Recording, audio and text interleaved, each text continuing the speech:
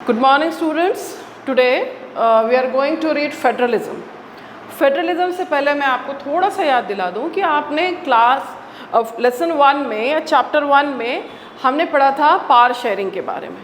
Power sharing में हमने देखा था कि power sharing means when power is shared among the different levels of the government, और उसी प्रोसेस को आगे बढ़ाते हुए फेडरलिज्म क्या है ये आज हम देखेंगे। So today we are going to see federalism. So children, what is federalism?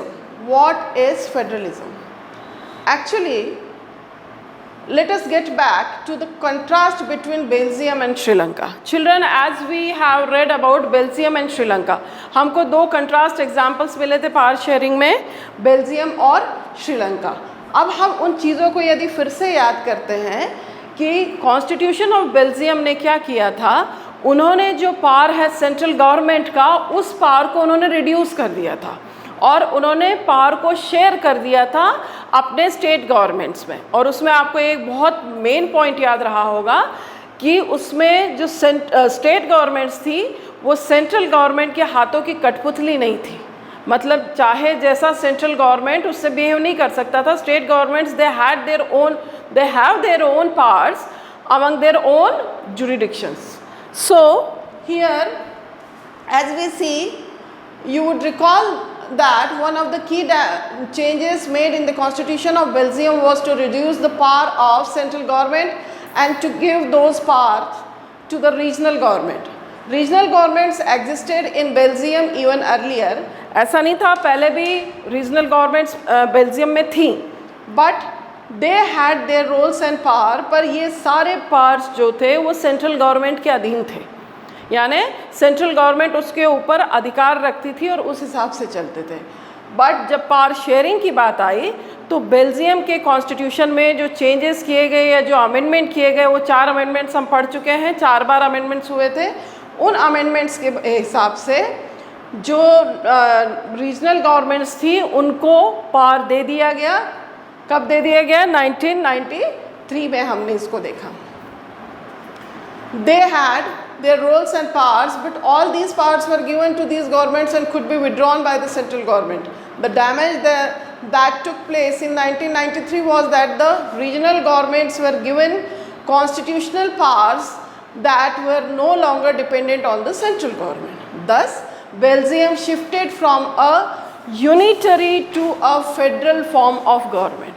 तो आई होप आपको बेल्जियम और श्रीलंका के एक कंट्रास्ट एग्जाम्पल से ये समझ में आया होगा कि बेल्जियम में जो balance of all the political parties था वो बेटर था, और बेल्जियम में कॉन्स्टिट्यूशन में जो अमेंडमेंट किए गए वो वहाँ की जनता के, वहाँ के लोगों के वेलफेयर के लिए था। Then Belgium shifted from a unitary to a federal form of government, but Sri Lanka जो था वो वहाँ पे तमिल और सिंहलाज के बीच में जो प्रॉब्लम चल रहा था वो कंटिन्यू रहा।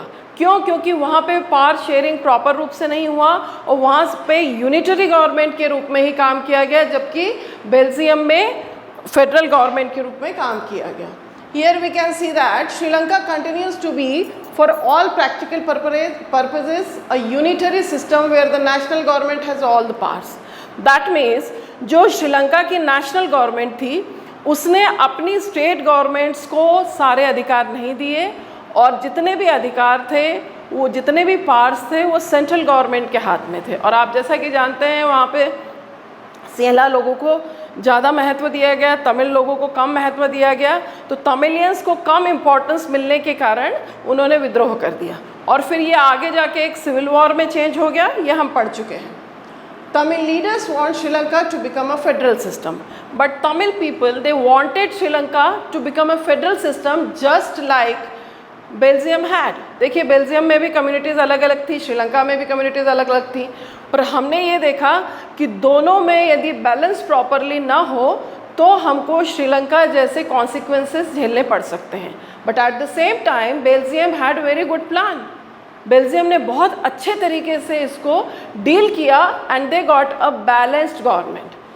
और जहाँ की जो श्रीलंका था वो 50 ईयर्स सेटबैक हो गया, 50 ईयर्स बैक चला गया because of the civil war. Children, federalism is a system of government in which the power is divided between a central authority and various constituent units of the country. I want you to underline this line and I repeat this line. Federalism is a system of government in which the power is divided between a central authority and various constituent units of the country. Federalism सरकार चलाने का वह तरीका है जिसमें जो अधिकार क्षेत्र होते हैं या जो पार्ट्स होते हैं उनको इस तरीके से बांटा जाता है कि स्टेट गवर्नमेंट्स को भी उनके जुरिडिक्शन में उनके अनुसार काम करने की छूट दी जाती है. Usually a federation has 2 levels of government. One is the government for the entire country that is usually responsible for a few subjects of common national interest. देखिए, फेडरल गवर्नमेंट जो होती है उसमें जो सेंट्रल गवर्नमेंट होती है उसके पास कुछ कॉमन सब्जेक्ट के अधिकार दे दिए जाते हैं. जैसे for example I can take education. Education is very crucial and vital dimension of our life, हम सभी जानते हैं. तो ये जो एजुकेशन वाला पॉइंट है या एजुकेशन वाला टॉपिक है ये सेंट्रल गवर्नमेंट अपने हाथ में रखता है. क्यों? ताकि पूरे देश में समान रूप से इसके ऊपर काम किया जा सके. ठीक है. then we came here. The others are governments at the level of provinces or states that look after much of the day-to-day administrating of their state. Both these levels of governments enjoy their power independent of the other. और state government के हक में या state government के jurisdiction में या अधिकार क्षेत्र, जुरिडिक्शन का मतलब होता है अधिकार क्षेत्र. स्टेट गवर्नमेंट के अधिकार क्षेत्र में वो चीज़ें आती हैं जो अपने अपने स्टेट के हिसाब से वो लागू कर सकते हैं क्योंकि हर स्टेट की परिस्थितियाँ अलग अलग होती हैं.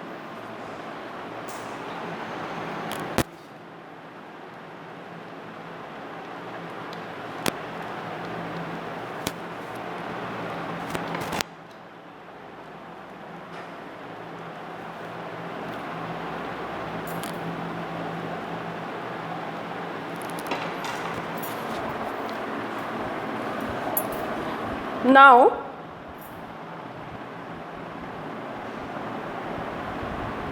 in this sense, federations are contrasted with unitary governments.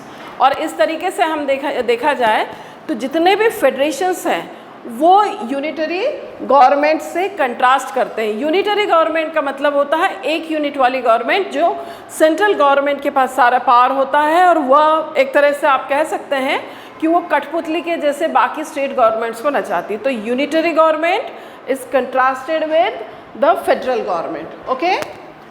Under the unitary system either there is only one level of government or the sub units are subordinate to the central government. The central government can pass on orders to the provincial or local government, and the provincial or local government or the state government, they'll have to listen, they'll have to follow, they'll have to obey the orders given by the central government.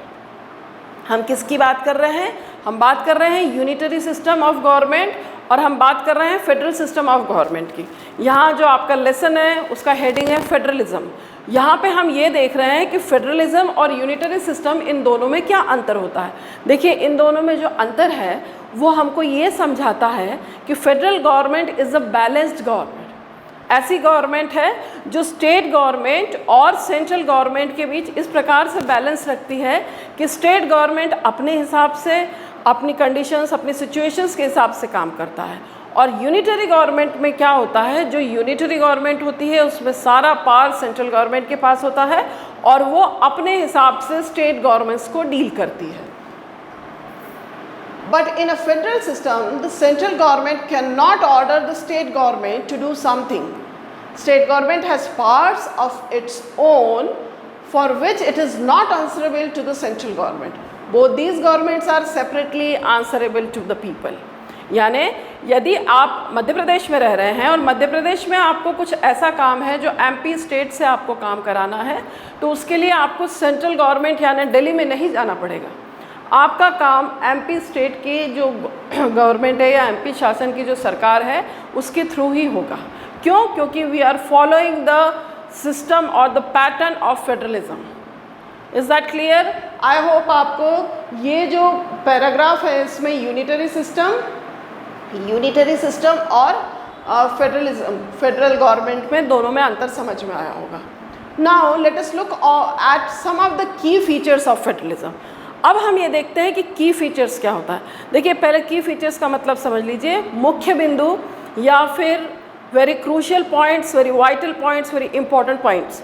तो what are the important points are there in this.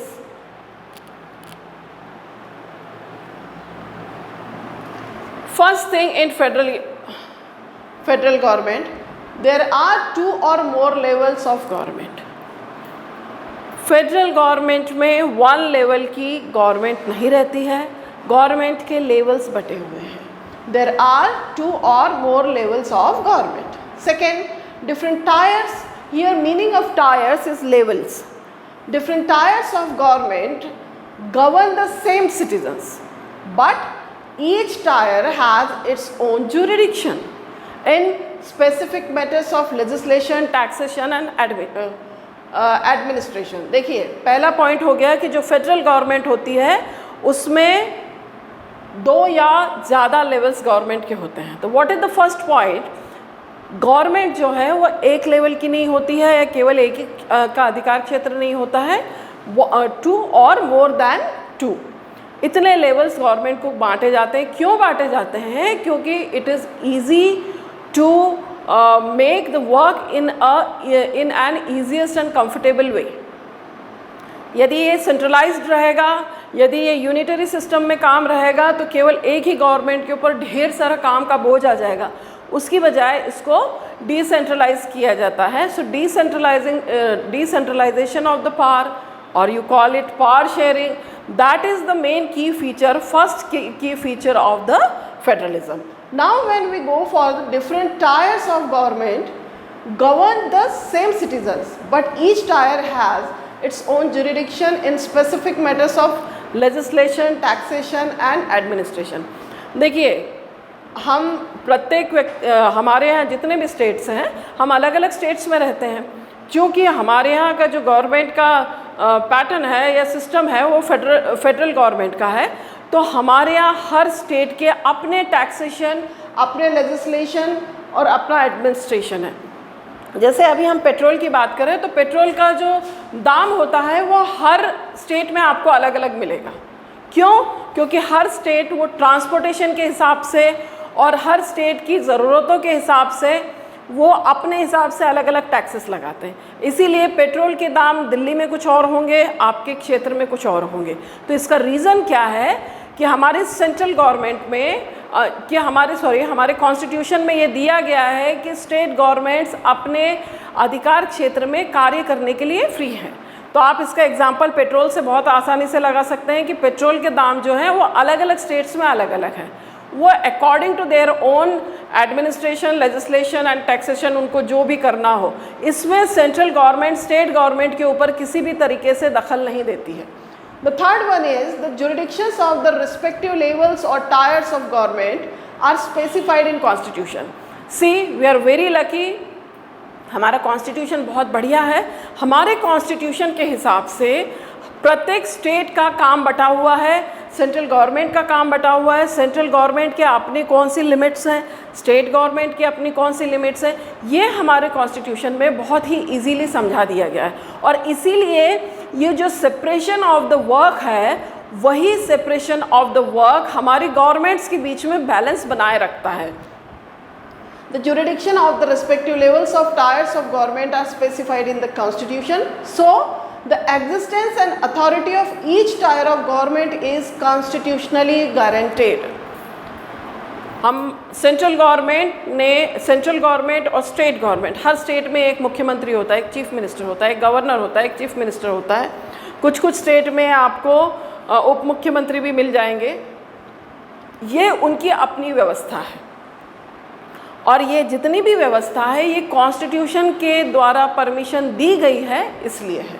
Now we come to the fourth point. The fundamental provisions of the constitution can not be unilaterally changed by one level of government. See central government has some power, जैसे कि हमने पढ़ा कि जो central government होता है वो कुछ कॉमन सब्जेक्ट्स के ऊपर अपने उसके अधिकार होते हैं, जैसे स्वास्थ्य हो गया, हेल्थ के पॉइंट ऑफ व्यू से हो गया, जैसे एजुकेशन हो गया, मैंने आपको और बताया था, और मैं आपको बताती हूँ कि एजुकेशन में सर्व शिक्षा अभियान है ना, 6 से 14 साल के बच्चों को मुफ्त में शिक्षा दी जाएगी। ये सेंट्रल गवर्नमेंट के अधीन है, यानी पूरी स्टेट्स को ये फॉलो करना ज़रूरी है। तो कुछ कॉमन सब्जेक्ट्स ऐसे हैं जो सेंट्रल गवर्नमेंट के हाथ में, पर बाकी के जितने भी सब्जेक्ट्स हैं स्टेट गवर्नमेंट अपने हिसाब से डील करती है। तो जब हम ये, लेकिन इसमें और एक बात है कि सेंट्रल गवर्नमेंट को ज़्यादा शक्तिशाली माना जाता है, तो ऐसा नहीं है कि वो कभी भी कॉन्स्टिट्यूशन में अमेंडमेंट कर दे, उसका एक प्रोसेस होता है। Central government alone can not change और do any kind of amendment in the constitution. The fundamental provisions of the constitution cannot be unilaterally changed by one level of government. Such damages require the consent of both the levels of government. इस तरह के कोई भी problems होते हैं या damages होते हैं, इनके लिए सेंट्रल गवर्नमेंट को स्टेट गवर्नमेंट्स की अनुमति लेनी पड़ती है।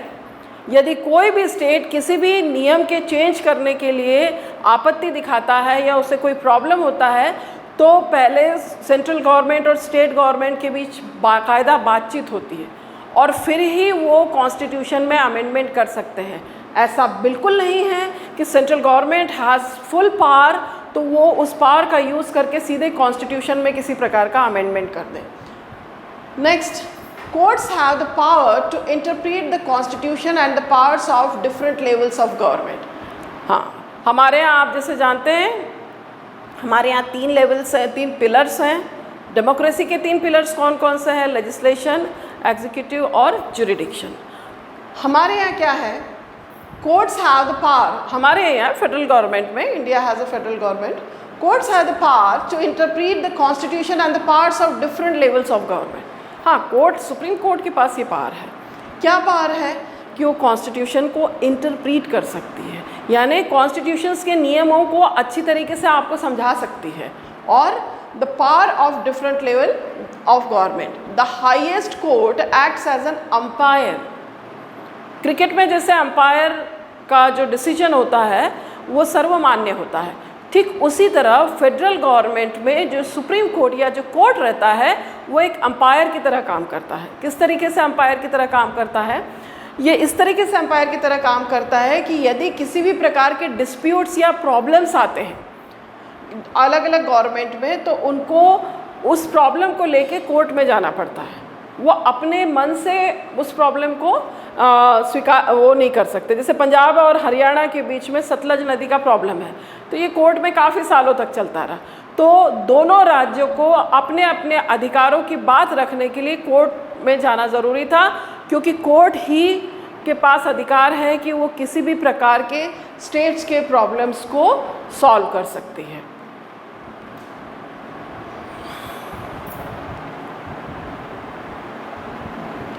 Sources of revenue of each level of government are clearly specified to ensure its financial autonomy. देखिए, सभी स्टेट्स की जोग्राफिकल कंडीशन अलग है, सभी स्टेट्स की इकोनॉमिकल कंडीशन अलग है, सभी स्टेट में पॉपुलेशन की डेंसिटी अलग अलग है। इन सभी चीज़ों को देखते हुए आप सभी स्टेट्स को एक समान लेवल पर नहीं रख सकते। हर स्टेट की अपनी ज़रूरतें हैं, हर स्टेट की अपनी ज़रूरतें हैं। उन ज़रूरतों के हिसाब से अपने स्टेट की जनता के हिसाब से क्या काम करना है, कैसे करना है, ये वो स्टेट पर्टिकुलर तय करता है। तो जो सोर्सेस ऑफ रेवेन्यू है यानी टैक्सेस है, सेंट्रल गवर्नमेंट जो कॉमन टैक्स पूरे देश के लोगों पे इम्पोज करती है वो तो सबको देना ही होता है, पर हर स्टेट का अपने अलग रेवेन्यूज़ रहते हैं और कोई ज़रूरी नहीं है कि वो एमपी में लगता हो तो वो महाराष्ट्र में लगता हो। जैसे फॉर एग्ज़ाम्पल एमपी में एक प्रोफेशनल टैक्स लगता है, वो प्रोफेशनल टैक्स जो सर्विस होल्डर्स रहते हैं उन लोगों के ऊपर लगता है, वो सारे राज्यों में नहीं है। ये प्रोफेशनल टैक्स दूसरे राज्यों में या दूसरे स्टेट्स के जो जॉब करने वाले लोग हैं उनके ऊपर ये प्रोफेशनल टैक्स नहीं लगता है, ये एमपी का पर्टिकुलर अपना टैक्स है। तो ये ज़रूरी नहीं है कि जो टैक्सेस या जो रेवेन्यूज़ यहाँ हैं वो महाराष्ट्र या हरियाणा या राजस्थान में हो, उनके यहाँ जो रेवेन्यूज़ हैं वो एमपी में हो, ऐसा कोई ज़रूरी नहीं। पर इस रेवेन्यू कलेक्शन में central government is not going to interrupt at all. और यदि किसी को इन टैक्सेस के लिए कोई प्रॉब्लम लगता है या इसमें कोई गड़बड़ लगती है तो आम आदमी के लिए कोर्ट की व्यवस्था है, वहाँ पे जाके वो इन टैक्सेस के बारे में सरकार के विरुद्ध अपील भी कर सकता है। ठीक है। सो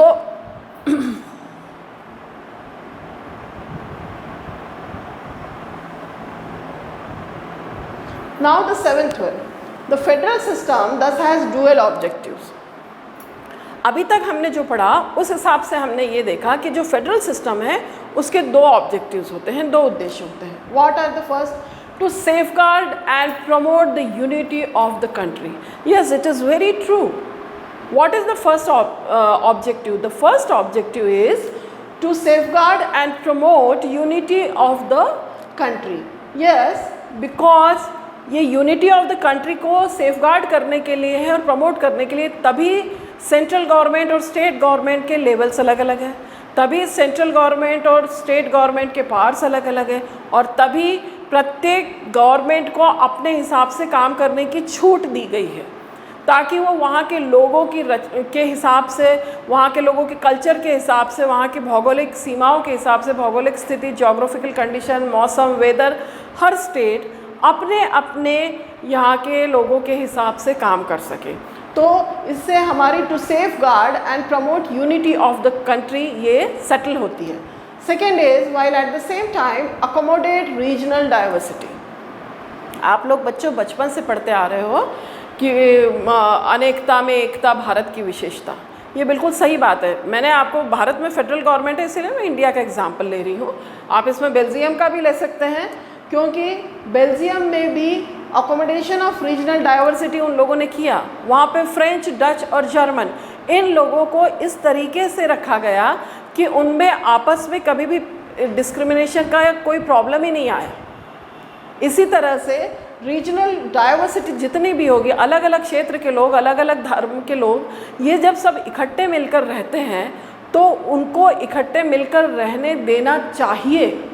फेडरल गवर्नमेंट का जो प्रोसेस है उसमें एक ये बात भी है कि ये बैलेंस होना चाहिए, power sharing among all the divisions of the states, all the levels.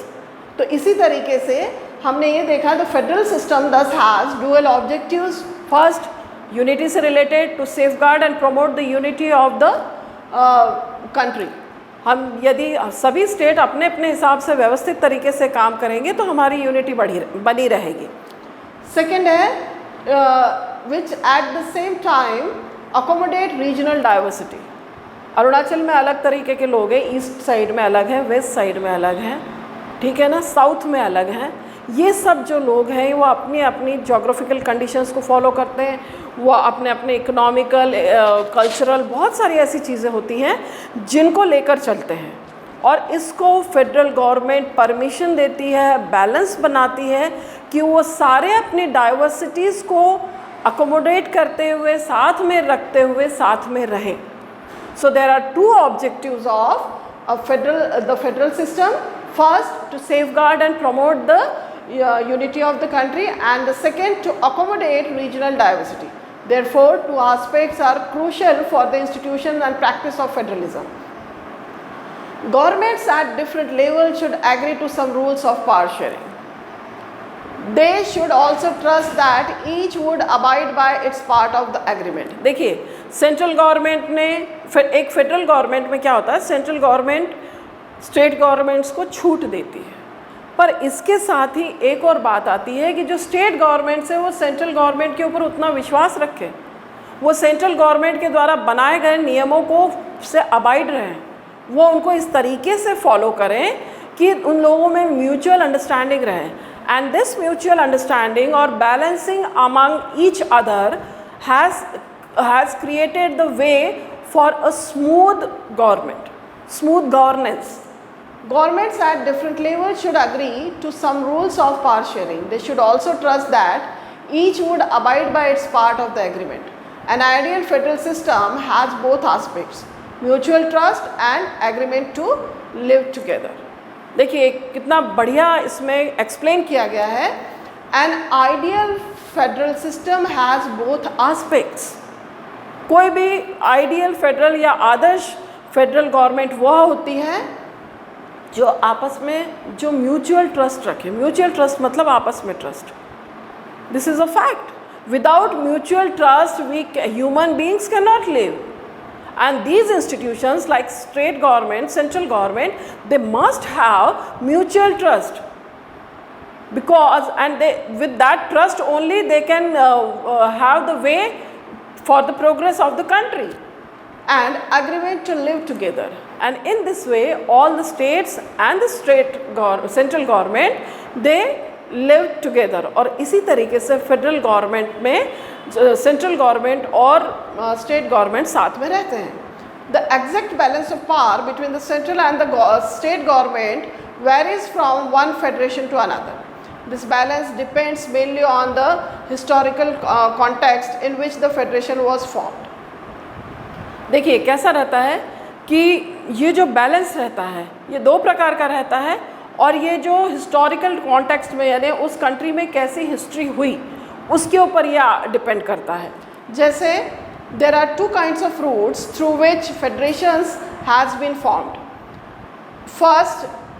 The first route involves independent states coming together on their own to form a bigger unit।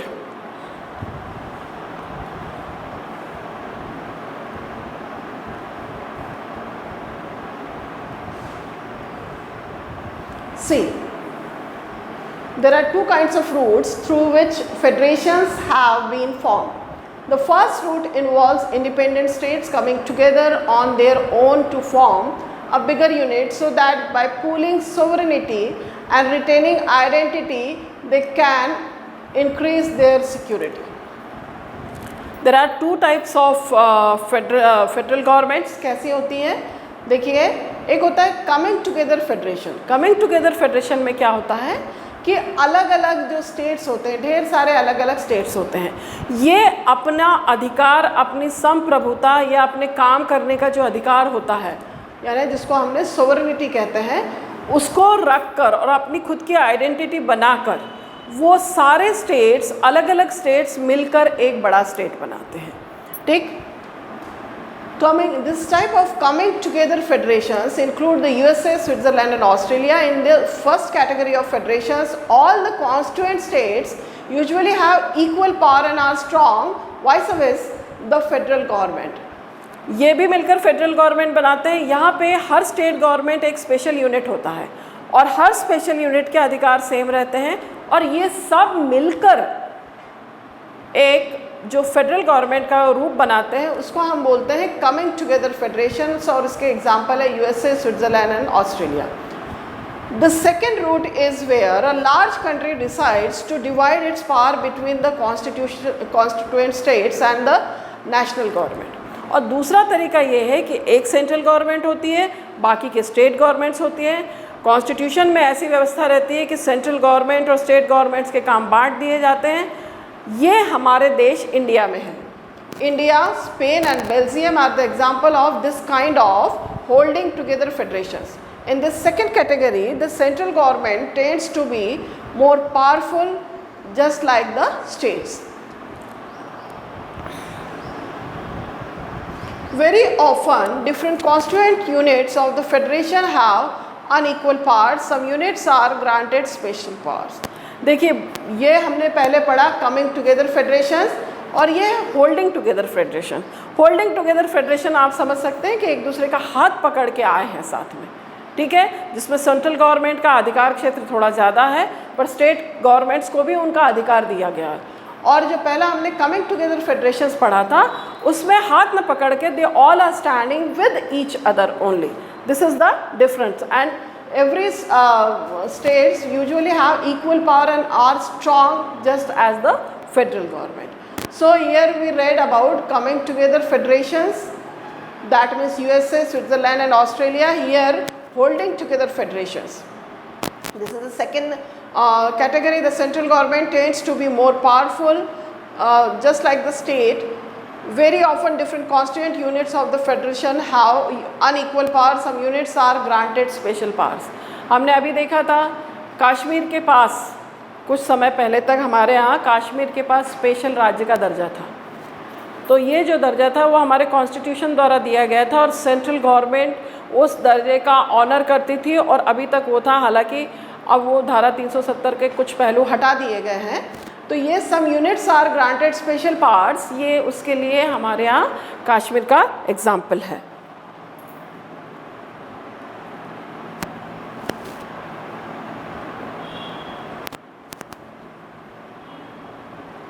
So now, so we have seen that about federal government, we have seen that, हम फिर से revise कर लेते हैं। Let us look at the some of the key features of federalism, है ना। Key features of federalism, first है there are 2 और मोर लेवल्स ऑफ गवर्नमेंट। ठीक है, बात मान ली हमने, हमको समझ में आ गया कि फेडरलिज्म की जो गवर्नमेंट होती है, फेडरल गवर्नमेंट में 2 और मोर लेवल्स ऑफ गवर्नमेंट होते हैं। Okay, then different tiers of government govern the same citizens.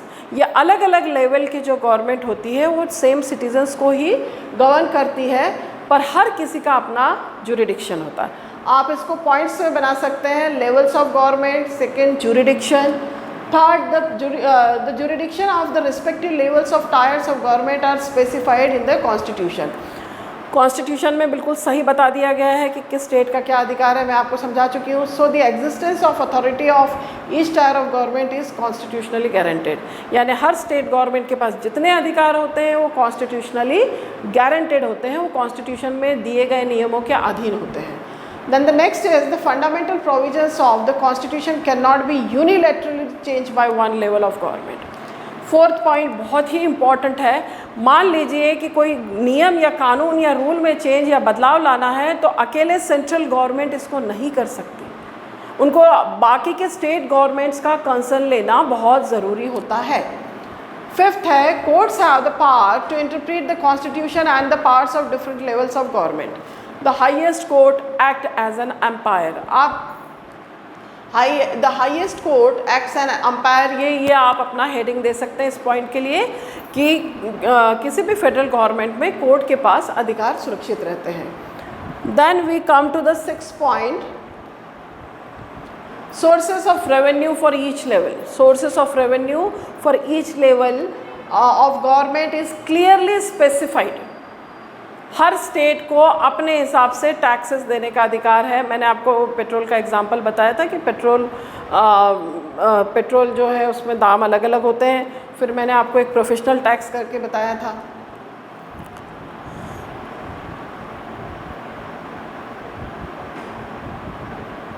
Then we come to the 7th one.